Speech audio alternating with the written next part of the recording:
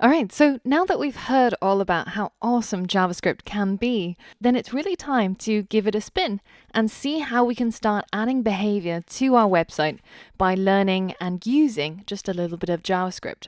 So I want you to open up a brand new tab inside Chrome, and we're going to go into the menu under View, and then we're going to go into Developer, and you can navigate to the JavaScript console. Now, this is pretty cool because it allows you to start writing JavaScript straight away, and it will run them as you hit enter. So for example, we can write something like alert, and then we're going to open up some round brackets or parentheses, and we're going to tell it what we want it to alert us. So let's just get it to write hello. And then at the end, we're going to close everything off with this semicolon. So now if I hit enter, Chrome will run this line of code, and as you can see, it brings up a pop-up, and that pop-up has the message of hello. Now, if you hit OK, the pop-up will disappear, and that is the end of our alert. Now, while the console is useful, it has one downside. So, for example, if I wanted two alerts to happen, for example, I want one pop-up to say hello, and then I want another pop-up straight afterwards to say world, as soon as I hit enter, my first line is already executed, and I don't get to go to the next line and finish off what I was writing, which was a multi-line instruction. So the way that you can get around this is by holding down Shift and hitting enter, and that takes you on to the next line, and so you can now write world, exclamation mark, close off the round brackets, and then finally add a semicolon.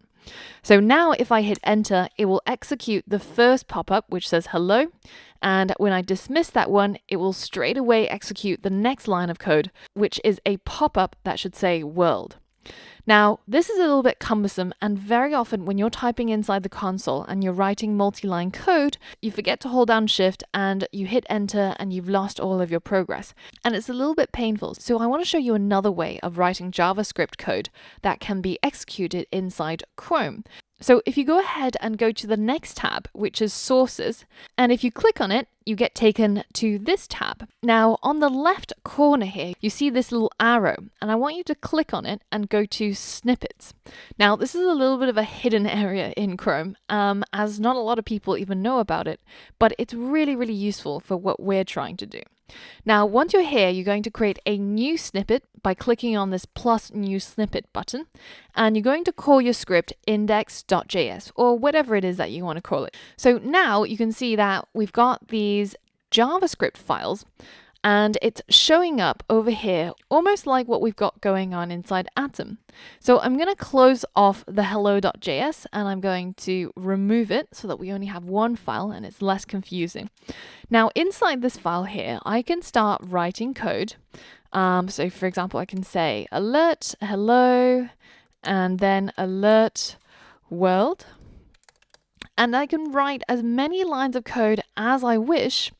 And once I'm done, I can go over to the bottom right corner here and I can press it to run my code.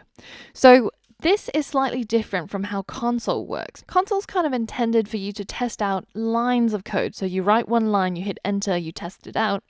But the snippet editor is meant to execute your code only once you finish writing the entire script. So now if I hit this button, it will run my code and I will get one alert and then another alert. And you can see that it's actually converting it into these instructions line by line inside the console. So the snippets editor is what we'll be using in the next few lessons as we learn more about JavaScript, and we'll use it to complete some of the exercises and challenges. Now, how do we know which instructions the browser will listen to and which instructions are just gobbledygook? You know, so if I said say hello, then it's not really going to work because it's not a real command. So once it goes through hello and world, then my code actually crashes. And in the console, I get this error message that says, uncaught reference error, say is not defined. So to translate that to English, the browser is basically trying to tell you that I have no idea what this say keyword is that you're trying to tell me. And it's not a real instruction. I don't know what you want me to do. You have to look at the proper keywords and use something that I can accept and I can execute. So how do we know what those keywords are? Well, if we head over to our trusty MDN web docs and we select JavaScript as our technology, then you can see that we've got all the information that we need in the world in order to get started using JavaScript. Now, you can either scroll through the left menu and look through all the different sections that they've compiled for you, or we can just go straight in and start searching for this alert that we've used. So you can see that the first result I get back is something called window.alert. And if you click on it, it tells you that this is a method that displays an alert dialog, which is a pop-up, with the optional specified content and an OK button. So the syntax looks somewhat like this. And they give you an example of what code you would need to write and what it would produce. So you can see that the full version of triggering a pop-up is by saying window.alert, and sometimes you'll see programmers writing that out. But in most cases, most people will go with the shorter version, which is simply just using the keyword alert and then enclosing your message inside the round brackets or parentheses. So let's take a look at this line of code in more detail. Now, the alert in this case is a keyword. And as we mentioned before, the keywords are special. You can't just use any word you wish. It has to be something that the browser knows about.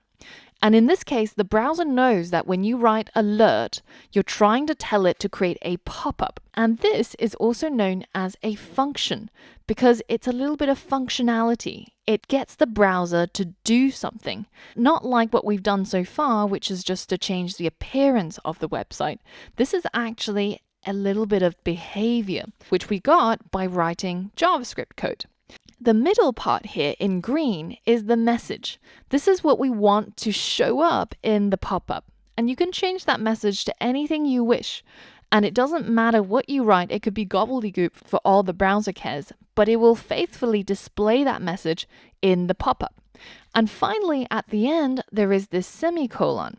And that denotes the end of this sentence or the end of your instruction so that the browser doesn't get confused between one line and the next line and doesn't combine it into a single line of instruction. So it might seem a little bit confusing why we have these semicolons and parentheses and these quotation marks, but all it is just a part of the grammar of the programming language.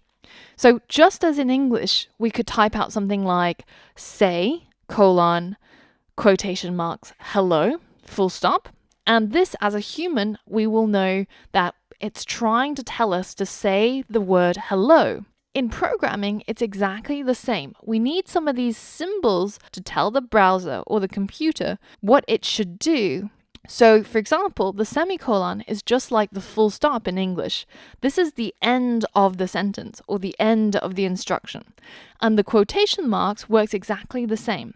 It denotes that whatever is between the quotation marks is not a part of the functionality or the code. It's simply just a quote, or as we would say in programming, a string of characters. Now, the round brackets or the parentheses dictate what should be the message. So everything that's in between the open and closing brackets are the things that will be included in the alert pop-up. And finally, the alert is just a keyword that the browser recognizes and knows what it should do when it sees that in the command. So as you can see, in different languages, we might have different syntax or different symbols that we use. And that's exactly the same thing in programming as well. So looking at Ruby code or Python or Java, you'll see that sometimes you have different syntax or different symbols are used. But at the end of the day, it's just a way of trying to create grammar so that the computer can better understand what it is that we're trying to tell it to do. Now, there's a couple important things I want you to notice. And the first is that when you type quotation marks in a word processor, for example, Word or Google Docs, then you actually get very different symbols from what you use in programming.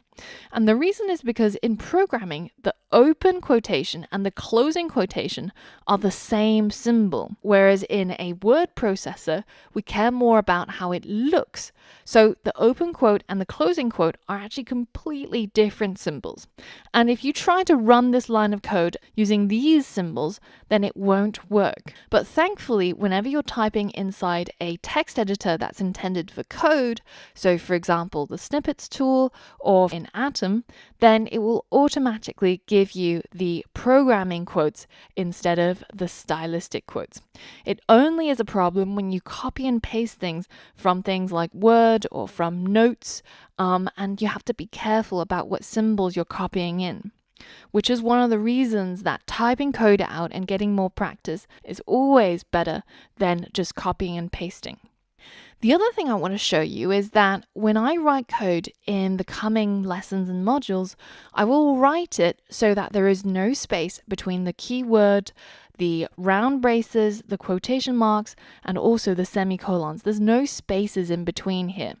Now, you can also add spaces, as many as you wish, but in this course, I want to show you the best practice in terms of stylistic choices. So I want to teach you the way that most programmers will structure their code. And while it doesn't change the behavior of your code, it will make your code much more uniform with every other programmer's code, and it'll make it more readable and make it easier for other people to understand your code. Now, the other stylistic choice is that when you have the hello inside quotation marks, you can either choose to use single quotes or double quotes. The browser and the computer doesn't care. It treats it as the same. But as a style convention, most JavaScript programmers in this case will use the double quotes over the single quotes. And later on, I'll show you cases where the single quotes are preferred. But when we're talking about a quote, a string, a piece of text, basically something that we're writing and we're telling the computer that this is not code, this is just text, so that it doesn't treat it as a keyword like alert, then we're going to be using the double quotes. Now, if all of this seems very confusing in terms of which style choices to make, then I want you to know that in this course, I will be teaching you best practice in terms of structuring your code and your syntax. But if you're writing code by yourself and you ever get confused about which stylistic choices to make, then I want you to take a look at this website and bookmark it, because it's going to be really, really useful in the coming months and years as you develop into a fully fledged JavaScript developer. And this is a living document that's been compiled by lots and lots of people, some people who are really influential in the community as well.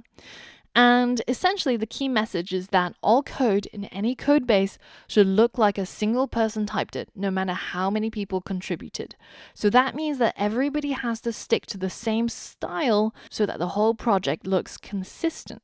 Now, it might be that at the current stage, this document is a little bit too advanced, especially if you're learning programming for the first time. But after you complete this course and as you start going on to build your own projects, then this is a really handy reference guide to just look back at every so often to check to make sure that you are using the right syntax and the right structure.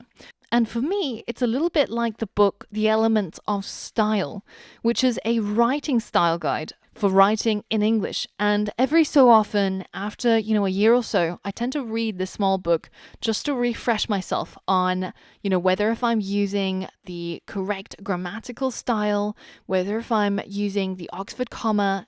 And it's exactly the same for code. So it's not a large document, and it's something that you can browse through as you get more and more experienced in programming. Now, in the next lesson, we're going to continue our JavaScript learning, and I'm going to talk about different data types and the primitive data types that we can use when we're writing JavaScript code. So for all of that and more, I'll see you on the next lesson.